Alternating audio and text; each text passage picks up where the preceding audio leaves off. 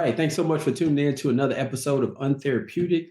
Today we have co-founders Remy Merez and Julian Lewis, co-founders of Zella Life. So I'm actually going to let them kind of share a little bit more about what Zella Life is and in themselves as well, and how they even came into this space. I'll do an injustice if I try to go into a bio. So I'll let them share a little bit. But let's start with you, Remy. Tell us a little bit about Zella Life, and just yourself, how you even came into this space. Yeah, thank you so much for having us, Nick. Um, my background is in sales and business development and a long career working in different industries and coaching and developing teams. And for me, from my personal experience, I was often the only woman or person of color in the room and or at the table. And I didn't have leaders that looked like me, and nor did I have the psychological safety to talk with those leaders or with HR about the different things that I was experiencing in the workplace, which included toxic masculinity, racism, right, microaggressions, and a whole host of other situations. And it wasn't until I went and invested in coaching on my own that I got to two things. Number one, see that I was bringing some things to the table into the workplace, imposter syndrome, racial trauma, toxic masculinity trauma, right? And was filtering a lot of my experiences with my leaders and things that were happening in the workplace through that lens. And I was able to basically get out of my own way, but also get the tools and skills needed to learn how to establish boundaries, learn how to have more powerful conversations, right? And really that leadership development. And in doing so and investing in myself, my career took off. I'll let Julian tell you his background and experience, but essentially we had similar experiences in our careers, which led us to creating Zella Life, which is a tech-enabled coaching platform that is focused on bridging the gap, the diversity gap that exists between diverse talent and leadership. Awesome, awesome. Yeah, Julian, how about yourself? Yeah, like Remy said, we had similar experiences, and what I found is, you know, I did what my parents told me to do: go to school, get good grades, go out, Good job. Yeah. work for us, right? And that's okay. My father, both parents came from the projects, Brooklyn, New York, and I saw my father become a doctor of dentistry, a high-ranking officer, and he was really focused on, although civil rights was at the heart of a lot of discussions in our home, which was normal for me. Like reading autobiographies during the summer was normal for me, and what I found is it wasn't as progressive going into the real world as I thought it would be. And I worked really hard. I did the things that I was supposed to. I was a senior systems engineer and I was hitting a glass ceiling. And so I thought, okay, I can't control my situation completely, but I can control how I respond to it. So let me see what coaching can do for me. And so I decided to get coaching, and it helped tremendously. It helped me to see my blind spots. It helped me to identify where I was projecting into conversations or situations from experiences I had in the past. But then at the same time, there was a gap. There was a gap on my side trying to grow, because a lot of the leaders on the other side, they weren't focused on those areas of personal development because they didn't affect them. Yeah. And so what I found is there was a special spot that people weren't really touching. And what I love about what we do with Zella Life is we really identify that spot. We call it the collective trauma gap, and we focus on bringing everyone together to address it so that we can see it as the issue versus each other as issues when it comes to discrimination. Hey, I love it, man. It's so funny. I literally just had a conversation with a friend of mine who I feel like is in a similar situation. and literally, I mean, probably minutes before we jumped on this call here, and I'm talking them through it again. Like I'm like this pseudo coach here it is trying to do what you guys do. So I'm excited to kind of dive in a little bit. I'm gonna start with you, Remy. You talked about being the only one.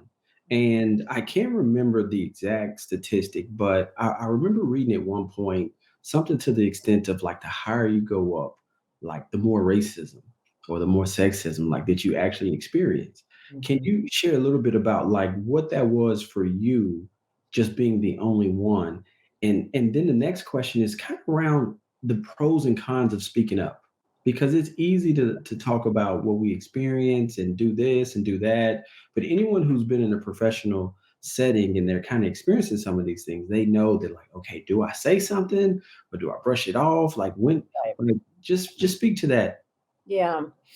So for me, I did work in a lot of male dominated industries. And so in my experience, there was, I'll just call it the locker room talk, Hmm. scenarios where it was like okay and acceptable for them to say things or talk about things that were just very inappropriate to talk about in a workplace, Hmm. right? Um, and and so I remember at one point, like you go through these experiences and you just start getting numb to it. Hmm. And then I remember someone telling me, you can't go around educating every single person. Like that's exhausting. You just have to let it go. And I did that for a long time, Okay. but then it didn't feel true for me.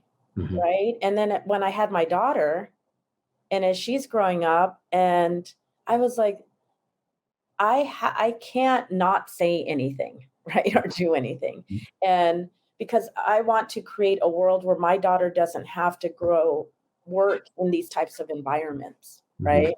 Yeah. And and so there were moments where I would just, I mean, it started to speak up, right, and call people out, but there was definitely situations where, and we use actually this example as a training example, but I was in a situation where the client, a high profile project, a high dollar value project that I was selling, it was going to mean tremendous amount of PR for the company, right?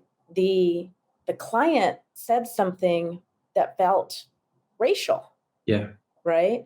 And and I didn't know how to handle it in the moment. And it was one of those things where I was like, if I say something, what I really want to say to him, Yeah. Yeah. I may lose my job and the contract. fired, am I going to get, reprimanded with my VP, sitting three folks down from me? And he didn't hear what the client said to me. And so I kind of just worked around it, but didn't like feel good about the way I handled it, Hmm. and wanted to, do more. And when we left the meeting and I shared with the boss what happened, he was ready to fight. He was like, why didn't you say anything? And wanted to go to battle for me. And I was like, the moment's done, right? Like it's Yeah. gone. But it taught me a lesson in how, when we have these difficult conversations, like where we naturally want to get reactionary, Hmm. right? Because I was filtering it through a previous lens and assumed he was being racial. But I since learned that I can come back and just approach it with curiosity. And I could have said, hey, Scott, what did you mean by that? Hmm.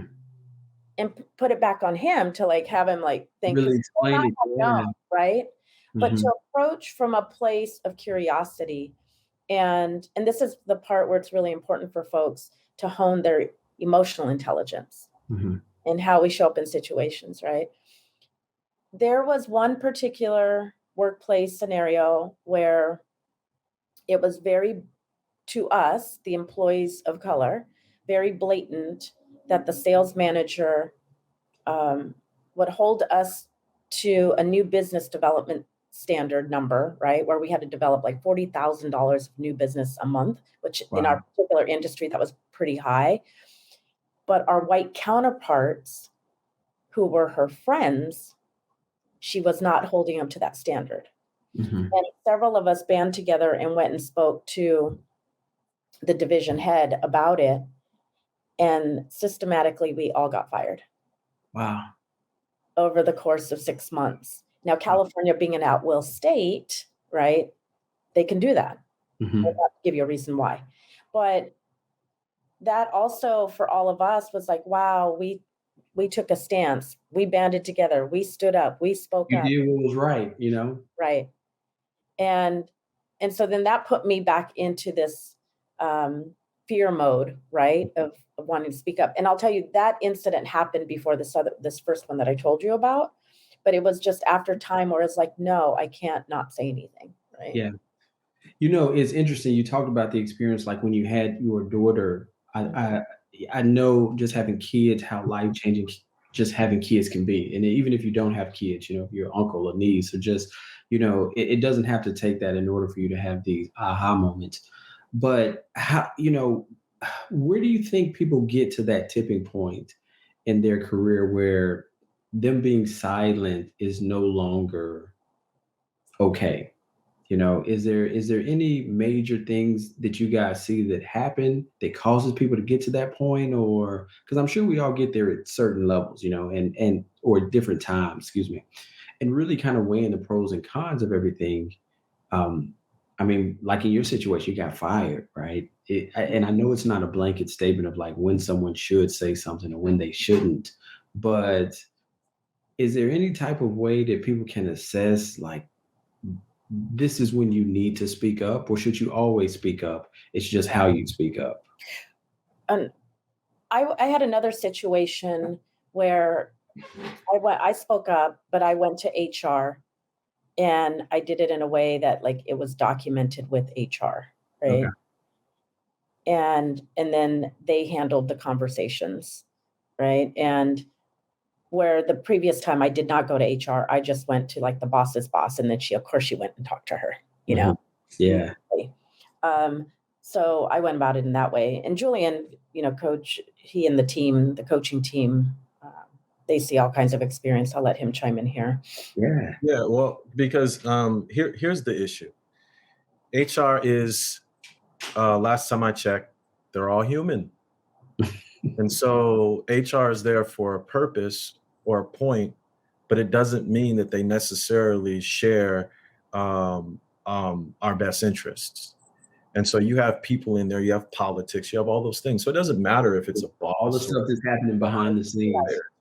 there. So I just had a situation with an individual who did that. They went the way that Remy said, and it placed a target on their back because it just so happened that they were friends of those people within HR.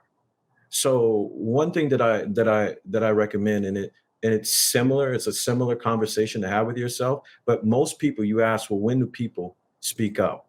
What I've learned is there's a saying, when the pain of change is greater than the pain, or the pain of staying the same is greater than the pain of change, people change, Yeah. right? And I've noticed that also with these situations. It's when you draw a line in the sand and you can't take it anymore. And for some people, that can be one or two situations. Yeah. For others, it could be maybe 5, 10 years. But to ask yourself a question, what does speaking up look like? And is my intention going to line up with my impact? What is the results that I want to see in this particular situation? And is it to, and then to ask yourself a question, why am I working where I'm working?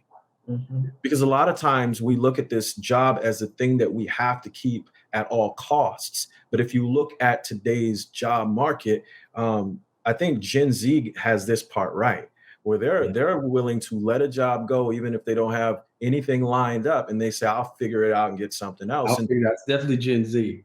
And here's what's happened though, it's put employers on notice. Mhm. If you don't operate in a way that's healthy, I will lose talent and I will have to spend more money to train new talent. So I think the most important thing is to identify your, like Remy said, do I have psychological safety? Do I have an environment that's conducive to winning, or is this environment toxic? To look at your job as a relationship the same way you would when you have an intimate relationship. Am I setting healthy boundaries? Am I identifying, is this the right relationship for me? How is this impacting or impeding on the rest of my life? And is that good or bad? These are questions that are needed to have. And when we can address those, I think we can make better decisions moving forward on how we actually speak up in the workplace. I love it. I really do. One of the things I tell people in counseling, and Julian, I want you to speak to this, or anybody, it's like no matter where you go, there you are. And, you kind of, in a comical way, like no matter where I go, I'm black.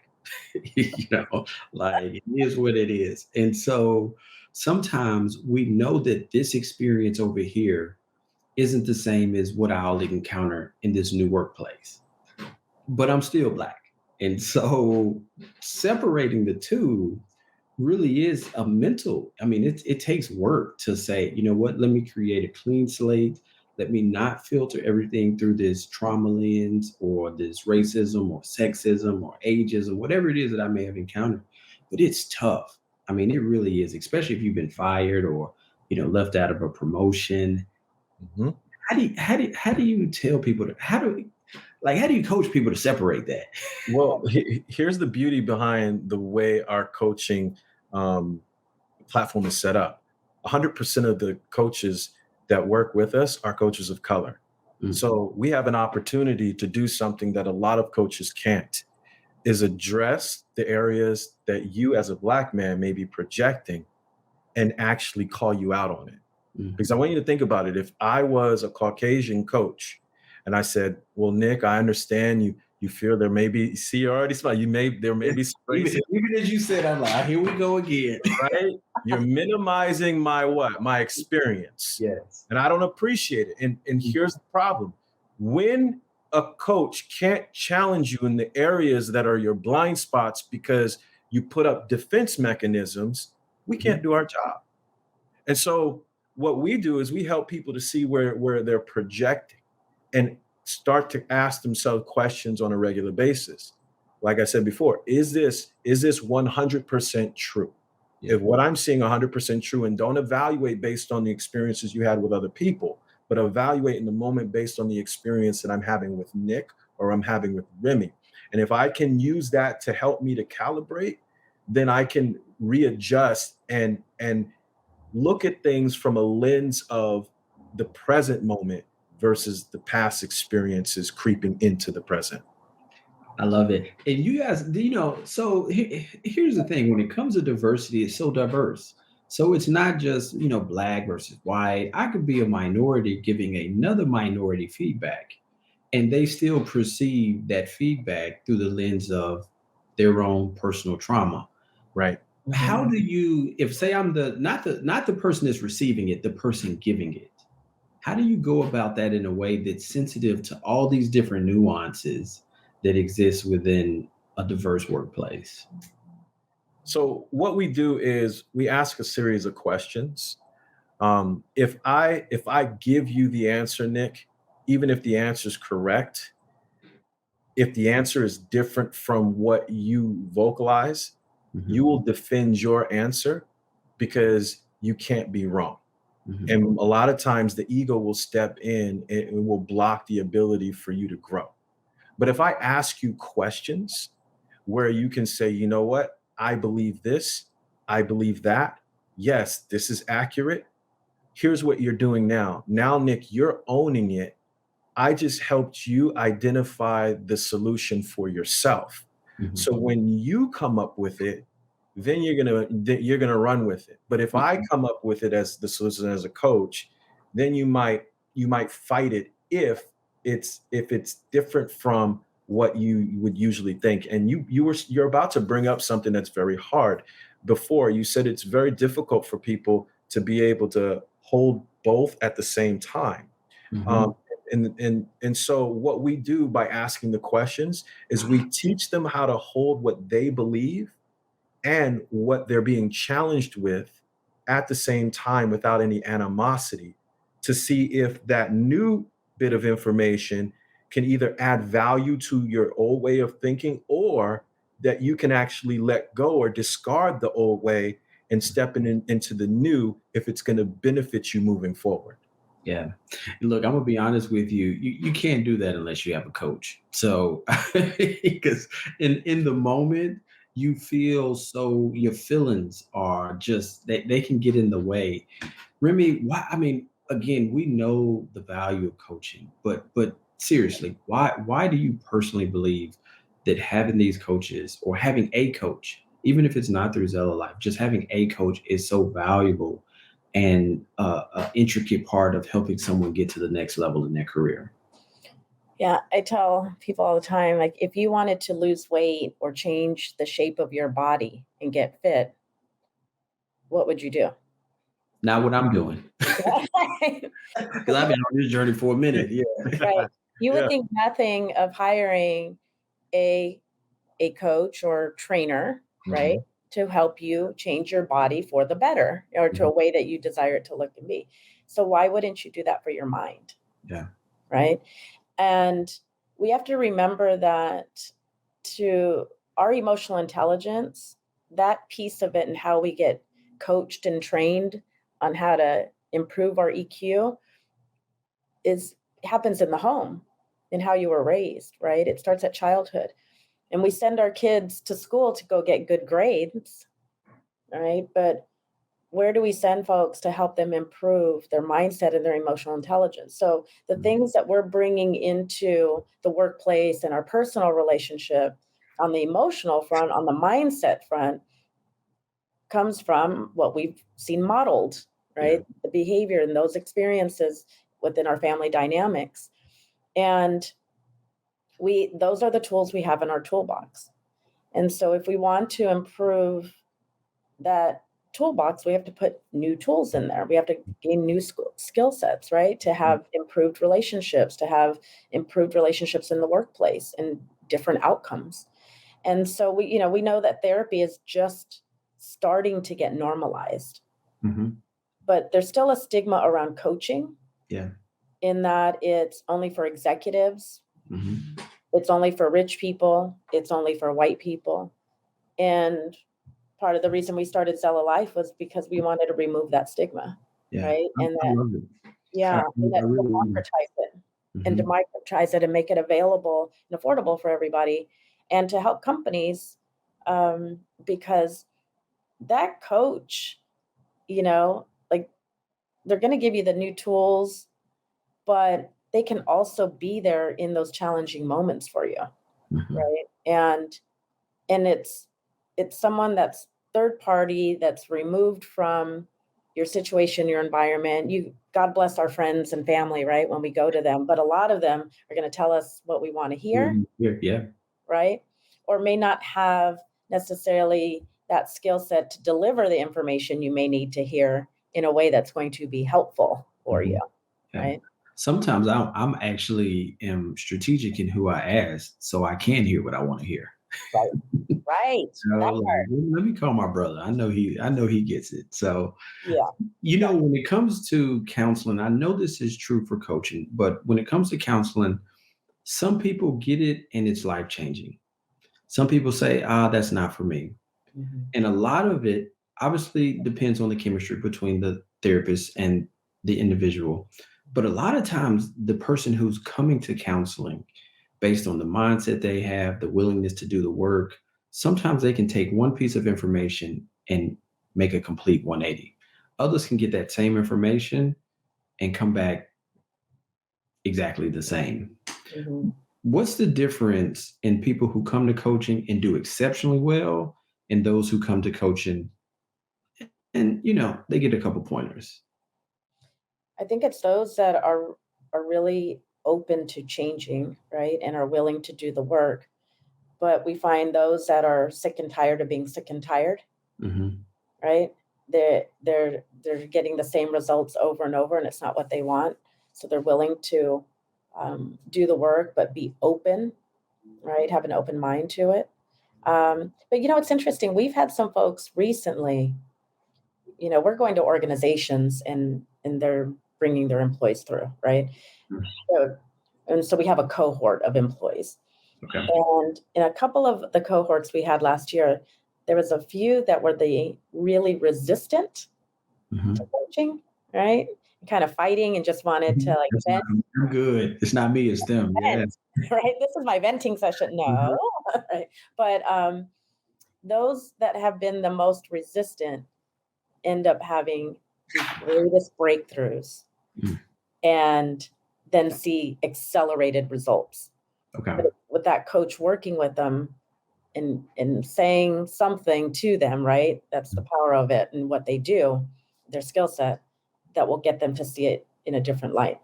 Mm. Whatever it is. If you guys had a crystal ball, and I know none of us does, but if you did and were to say 10 years from now, what does coaching look like in the workplace? What do you think is, and this may be the secret sauce that you guys don't want to give away, but like, what does that crystal ball look like 10 years from now in coaching? Because it is becoming more, it's not normalized, but with the work that you guys are doing, and I'm sure other organizations out there, we are making some inroads. How do you think your space will look 10 years from now? Go ahead, Julie. Yeah, I'm seeing it where it becomes a fusion. Right now, what we have is a fragmented space in coaching. What I mean is you have leadership coaching. Then if you look to personal coaching, you have life coaching, Mhm. and then you have DEI, you have sensitivity coaching, you have unconscious bias coaching. Mhm.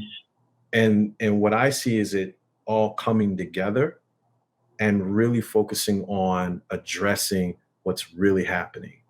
We're dealing with mindset and filters. Mhm. And our filters, or the narratives, if you will, in therapy, are are the things that we need to be coached on to be aware of.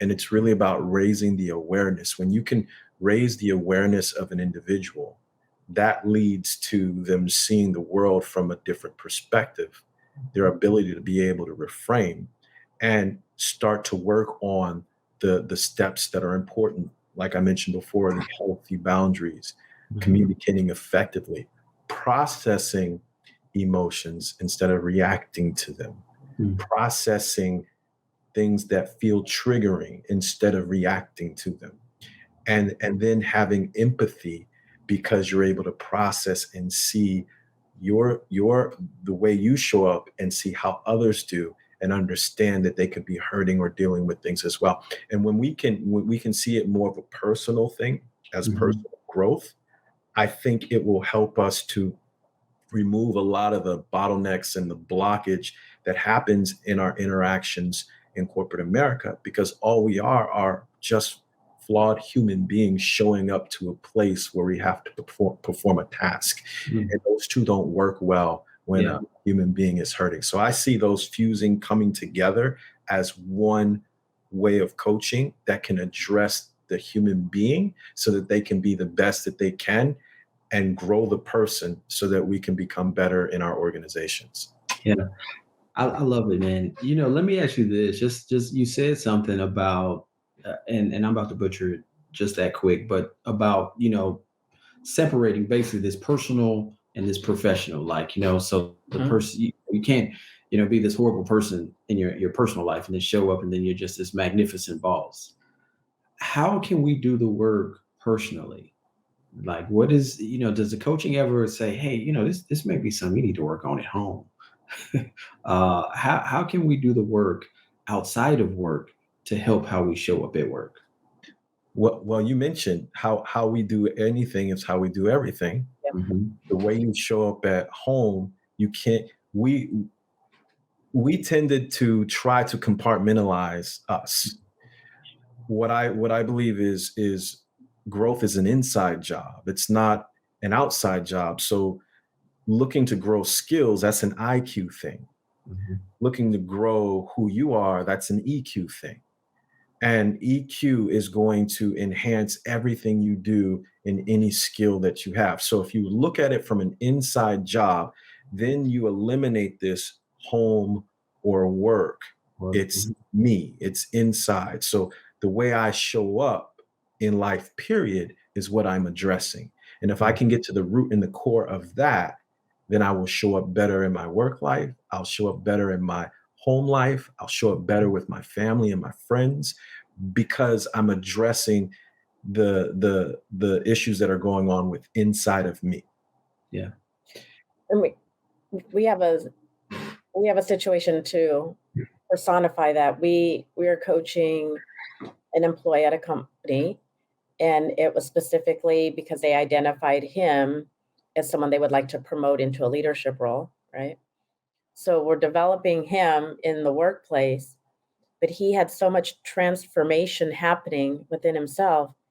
He started showing up differently at home, and his wife wanted to know, who are you working with? Because I need to What's her introduce name? to my company, right? Whatever Exactly. we're doing at Zella Life, we need this at our organization. She Googled Remy.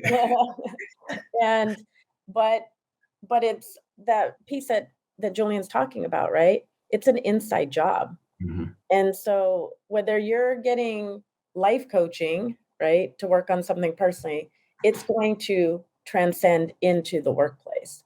We had a client one time that I was talking to, and he said that he wasn't great at relationships. And he goes, I've just come to realize that, like, I'm never going to be great at relationships because I've had failed relationships. Mhm. And I said, that's fascinating. I said, you're the top performer in your company. And I said, you have a executive coach, sales coach to help you there. I said, you're a great golfer. You went and hired a coach for golfing. You wanted to learn how to surf, so you went and hired a surf instructor to coach you on how to surf, right? Mhm. I said, so if you're telling me you suck at relationships and you're just going to accept it, I said, someone who hires coaches for every other aspect of his life to be really great and be a great performer at that, why wouldn't you hire a relationship coach then? Mm. And he looked at me and this light bulb just went Yeah, off. like not to be Captain Obvious here, but Right. And it was, but literally he like, it was like foreign concept to him. yeah. But that's that compartmentalization piece that people do, right? Mhm. But at the end of the day, you work on the inside, amazing things happen all Yeah. across the board.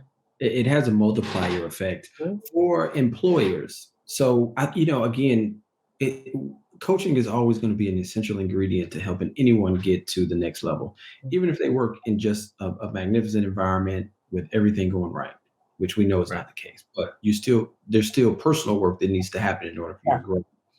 But what is one thing that employers can do?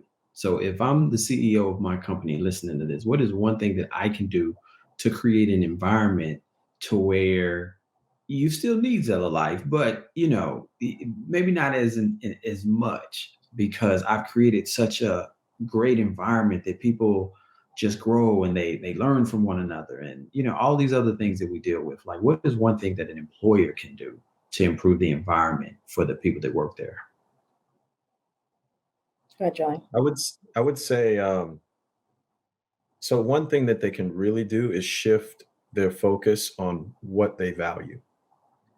Um, Oftentimes, CEOs, C-suite, they make investment in their director level and above.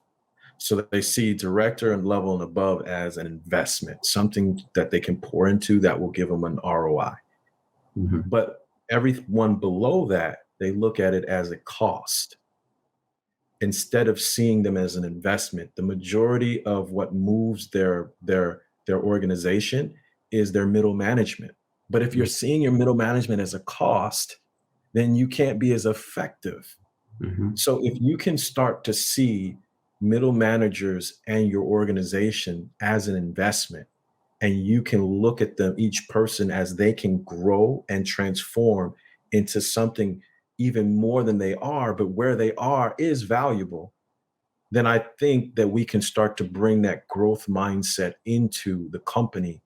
And cooking in companies like Zella Life, the Mhm. real important work is to understand people need that psychological safety. So Yeah. they do need us. And it's just like, no matter how great a basketball team is, they'll never say, "Oh, we don't need a coach You anymore." don't need a coach. Yeah.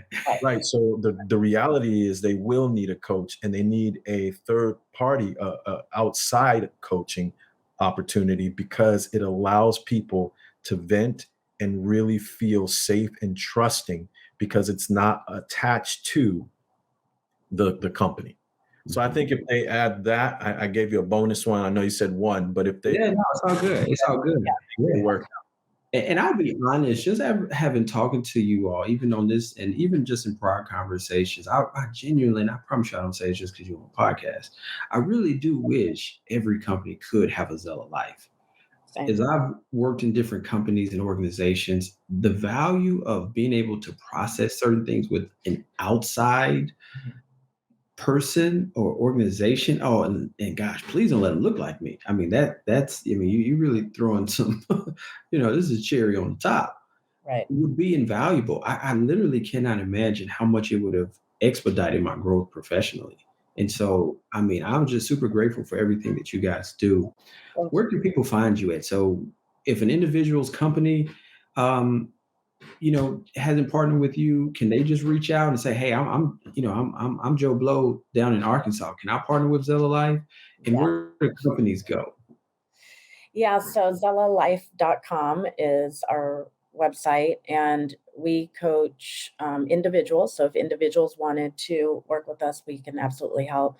But organizations that want to develop their diverse talent and their managers, they can reach out as well. Awesome, awesome. Well, listen, Remy, Julian, I genuinely appreciate you guys' time today, and everyone listening. Thank you so much for tuning in to another episode of Untherapeutic.